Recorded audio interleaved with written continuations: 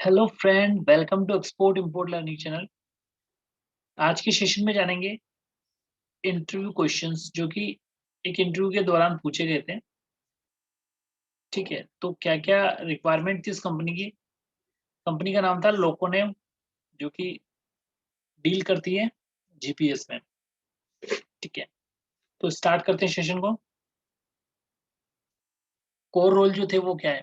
First, 5 year experience of handling import export of goods from more than 5 country or more. यहाँ पे basic जो first requirement इनकी 5 साल का एक्सपीरियंस होना चाहिए और 5 से ज्यादा कंट्रियों में इंपोर्ट एक्सपोर्ट किया होना चाहिए। ठीक है, मीन्स कि हैंडल करना है आपको पूरा entire process of the import and export,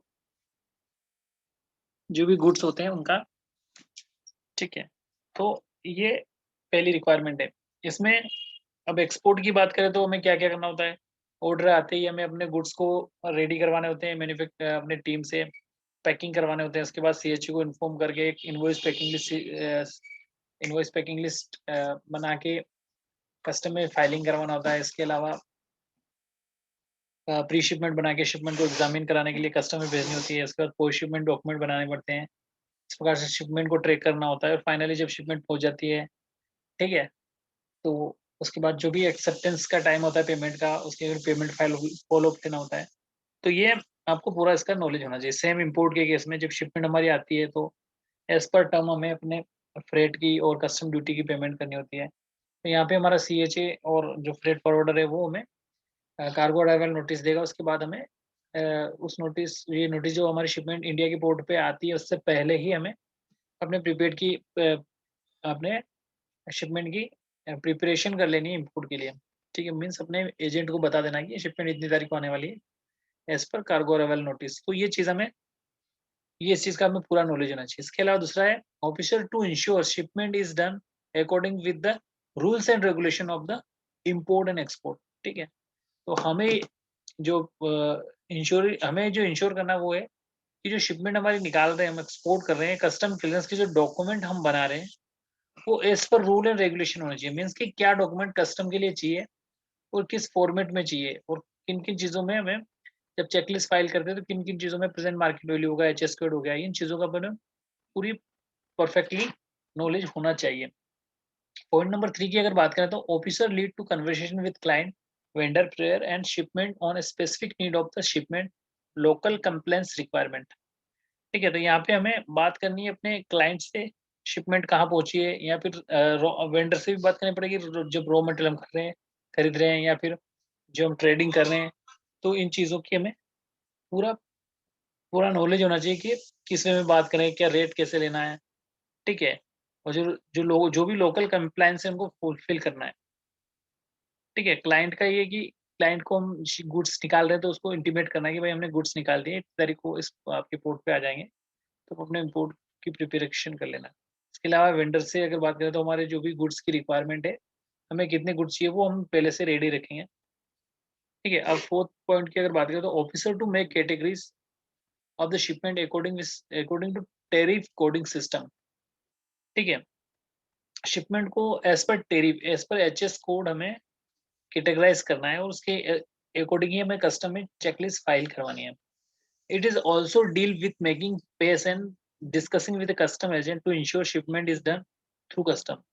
तो साथ साथ जब शिपमेंट हम डॉक्यूमेंट हमने बना दिए, उससे फॉलो अप लेना कि कोई प्रॉब्लम तो नहीं आ रही कस्टम क्लियरेंस एग्जामिनेशन में, जो डॉक्यूमेंट है वो हमने बनाए वो ओके है कि नहीं है। तो सारी चीज़ें एक एक पूरी तरह से हमें प्रिपेयर करके भेजना है सो दैट की कोई प्रॉब्लम ना आए। 5 पॉइंट्स जो है हमारा, officer to identify compliance of with Incoterms. ठीक है, जो इनकोटर्म्स की जो कंप्लायंस होते हैं, फॉर एग्जांपल जैसे एफओबी में हमारा कमर्शियल इनवॉइस हम प्रिपेयर करेंगे तो पोर्ट ऑफ लोडिंग तक के सारे एक्सपेंसेस में डाल देंगे। अगर सीआईए पे तो एक्सपेंस डालेंगे हम पोर्ट ऑफ डिस्चार्ज तक के। तो ये कंप्लायंस जो होते हैं वो हमें पूरी तरह से इसका नॉलेज होना चाहिए। और हमें शिपमेंट जब बुक कर रहे हैं तो हम अपने सीएचओ को इन्फॉर्म करेंगे कि जो हमारी शिपमेंट है ये एफओबी है और आपको इसका आपका जो यहाँ पे एफओबी तक पोर्ट ऑफ लोडिंग तक का हमारा इसमें रिस्पॉन्सिबिलिटी रहेगी। इसके अलावा बात करें पॉइंट नंबर 6 की तो officer to identify logistic warehouse vendor as per needs.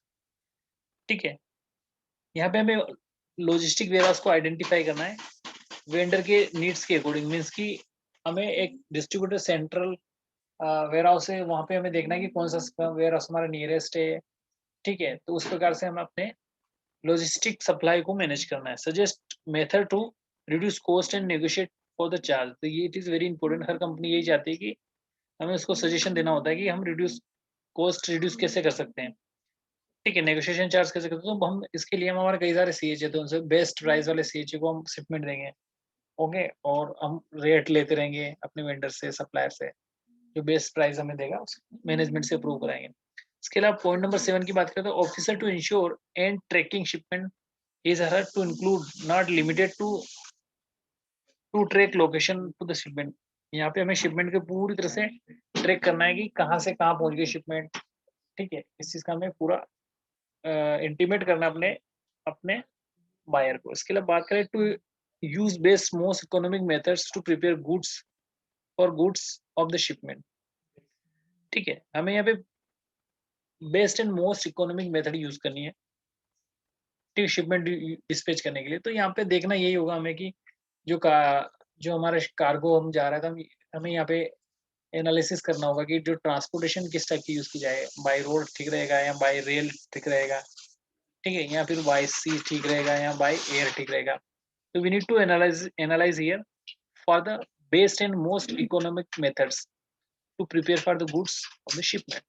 बात करें नेक्स्ट पॉइंट की, तो to ensure coordination with warehousing transportation and distribution of the goods. तो यहाँ पे हमें कोऑर्डिनेट करना है वेयर हाउस से कि भाई जो भी वेयर हाउस की रिक्वायरमेंट है उसके हिसाब से गुड्स का मूवमेंट करना है one one warehouse to another. Transportation के लिए फॉलोअप लेना भाई कि ये शिपमेंट इस हमें ये ट्रक चाहिए, ये ट्रक कहाँ पहुंचा है, हमें किस टाइम पे हमारी टाइम लाइन है, हमें गुड्स को डिस्पैच करना है, तो उस हिसाब से ट्रांसपोर्टेशन का भी हमें हमें इसमें इन्वॉल्व होना है। इसके बाद डिस्ट्रीब्यूशन ऑफ गुड्स मीन्स की गुड्स को movement from one one factory to warehouse like that. Next है to identify and recommended transit insurance whenever commercial needed. तो हमें ये चीज का भी पता करना है कि हमें इंश्योरेंस की जरूरत कहाँ पड़ेगी। जैसे सीआईएफ के केस में हमें इंश्योरेंस करवाना पड़ता है, एफओबी में के केस में फोटो अपलोडिंग तक की हमारी रिस्पॉन्सिबिलिटी है, तो इसमें who will responsible for the insurance, we need to check out and recommended. इसके अलावा अगर बात करें क्वालिफिकेशन एंड स्किल जो चाहिए फॉर दिस पोजीशन, वो है a bachelor degree for this post and experience of 5 year. Bachelor degree आपकी होनी ही चाहिए। इसके अलावा आपका 5 ईयर का एक्सपीरियंस होना चाहिए। इसके अलावा computer and management skill are also required for this position, okay. Computer तो चाहिए क्योंकि कंप्यूटर पे काम होता है, तो it's also important. Management skills, ठीक है, Excel, email, this all things need to be aware. इसके अलावा बात करें proficient in Hindi and English both language should be know for this position, okay. दोनों की हमें प्रिपेयर करना है। Experience in the custom house agent, custom house, okay. यहाँ पे हमें कस्टम हाउस का भी एक्सपीरियंस होना चाहिए कि कस्टम में हम किस प्रकार से अपने शिपमेंट को डिस्पैच कर सकते हैं, हमारा कस्टम एजेंट से कैसे फॉलोअप ले सकते हैं, ठीक है। तो इन चीज़ों का हमें पूरा नॉलेज होना चाहिए। After that we can apply for this post. और ऐसे ही इंटरव्यू होते हैं, जो बेसिक प्रोसीजर क्या होता है वो हमें समझना पड़ता है। हर कंपनी यही चाहती है कि गुड्स का डिस्पैच प्रॉपर्ली हो, उनके मूवमेंट हो और बेस्ट प्राइस हो, इकोनॉमिक चीज़ों पे ध्यान दिया जाए। तो हमारा जो मोटिव है वो ये है कि वर्किंग प्रोसीजर क्या होता है कंपनी का, वो हम समझने की कोशिश करते हैं। जब भी हमारे पास कोई ऐसी ईमेल या कॉल आती है तो हम उसको समझने की कोशिश करते हैं। सो गाइस, आज के सेशन में इतना ही। Thank you for watching the session. Have a nice day.